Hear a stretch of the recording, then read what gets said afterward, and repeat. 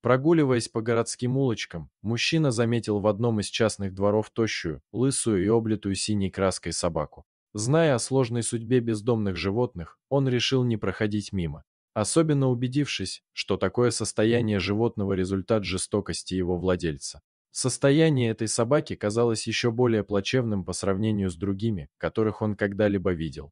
Не теряя времени, он попытался договориться с хозяином.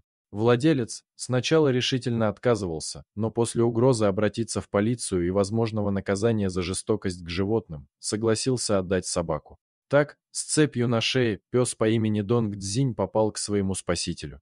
Для собаки этот день стал настоящим переворотом в жизни. Кто знает, чем бы закончилась его жизнь на цепи. Похоже, что было близко к худшему исходу. Мужчина отвез Донг Цзиня в приют Free Korean Dogs.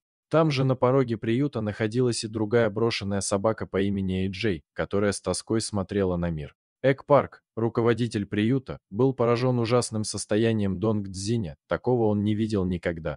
Для собаки начался новый этап – диагностика, лечение и адаптация. Через полгода перед работниками приюта стоял уже другой пес, мощный, величественный и породистый. Это оказался самоед. Интересно, что самоедов не рекомендуется держать на цепи, иначе они могут умереть от грусти. Они нуждаются в свободе, просторе и, главное, в присутствии любящего хозяина. С Донг Цзинем, увы, ничего из этого не соблюдалось. Теперь в приюте для активного и радостного Донг Цзиня искали новый дом. Выбор остановился на писательнице из Ванкувера, у которой уже был пушистый друг Лаки. Донг Цзинь отправился в новый дом на самолете.